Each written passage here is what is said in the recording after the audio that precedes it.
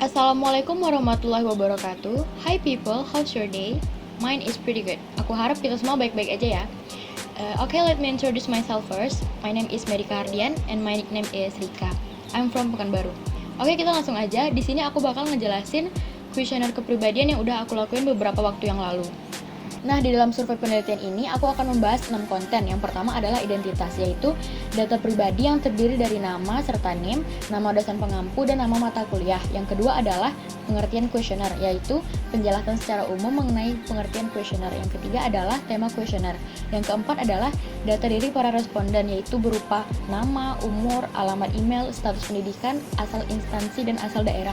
Yang kelima adalah isi kuesioner, yaitu berupa 15 butir pernyataan mengenai kepribadian. Yang keenam adalah closing kuesioner, yaitu ucapan terima kasih dari peneliti kepada para responden yang bersedia untuk meluangkan waktu untuk mengisi kuesioner tersebut. Nah, sekarang apa sih kuesioner itu? Nah, di sini aku bakal bahas pengertian kuesioner secara singkat. Kuesioner merupakan cara pengumpulan informasi dalam jumlah yang besar, namun relatif murah, cepat, dan efisien. Dengan kuesioner, kita juga bisa mendapatkan data dari sampel orang yang banyak. Pengumpulan datanya juga relatif cepat karena peneliti tidak perlu hadir pada saat pengisian kuesioner. Kuesioner kepribadian ini digunakan untuk mengetahui perilaku pribadi orang-orang di sekitar aku. Di dalam sini juga terdapat data diri pada kuesioner, yaitu nama dan usia, yaitu berfungsi sebagai identitas dari sampel penelitian. Usia berfungsi sebagai tolak ukur dalam setiap pernyataan.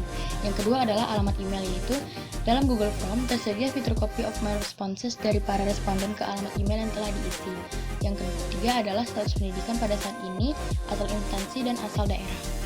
Nah, pada setiap pernyataan terdapat 5 pilihan yang tertera, yaitu sangat tidak setuju, netral, setuju, dan sangat setuju.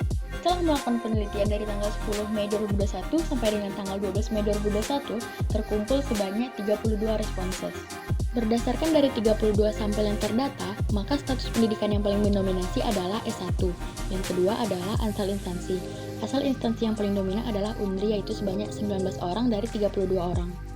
Poin ketiga dari data diri adalah asal daerah. Asal daerah yang paling dominan adalah Pekanbaru, yaitu sebanyak 19 orang dari 32 orang. Poin keempat adalah umur para responses. Umur yang paling dominan adalah 18 tahun dan 19 tahun. Baiklah, kita masuk ke pernyataan yang pertama, yaitu saya senang bertemu dengan orang baru. Berdasarkan hasil kuesioner, rata-rata beberapa orang senang bertemu dengan orang baru dan hanya sedikit yang tidak setuju. Baiklah, pernyataan yang kedua, yaitu saya suka menolong orang. Sebanyak 14 dari 32 orang suka menolong orang lain dan tidak ada yang tidak setuju dengan poin pernyataan tersebut. Pernyataan nomor 3 adalah saya sering merasa pesimis. Berdasarkan penelitian, ada 1 orang yang sangat setuju, 10 orang setuju, 15 orang netral, 4 orang tidak setuju, dan 2 orang sangat tidak setuju dengan pernyataan tersebut. Pernyataan yang keempat adalah saya kesulitan dalam membuat keputusan. Pada pernyataan ini, nilai paling dominan adalah merasa netral pada situasi kesulitan dalam membuat keputusan. Pernyataan nomor 5 adalah saya mudah merasa kecewa. Berdasarkan diagram yang sudah saya buat adalah rata-rata para responden mudah merasa kecewa. Pernyataan nomor 6 adalah saya memiliki kekhawatiran yang berlebih terhadap sesuatu. Sebanyak 10 orang memiliki kekhawatiran yang berlebih terhadap sesuatu. Saya sebagai peneliti merasa poin pernyataan ini merupakan poin yang paling serius daripada poin pernyataan yang lainnya. Pernyataan nomor 7 adalah saya suka memperbaiki sesuatu tanpa bantuan orang lain. Pilihan paling banyak yang netral sebanyak 16 orang, dan kedua adalah pilihan setuju sebanyak 13 orang. Pernyataan nomor 8 adalah saya mudah memahami pelajaran. Pada poin pernyataan ini, para responden menjawab seri antara pilihan netral dan pilihan setuju, yaitu sama-sama sebanyak 14 suara. Selanjutnya pernyataan yang ke-9, yaitu saya merasa sulit mengenali masalah dan perasaan orang lain. Poin nilai tertinggi berdasarkan penelitian, para responden merasa sulit mengenali masalah dan perasaan orang lain. Hanya 2 orang yang tidak setuju dengan pernyataan tersebut. Yang ke-10 adalah saya tidak suka membicarakan permasalahan saya kepada orang lain.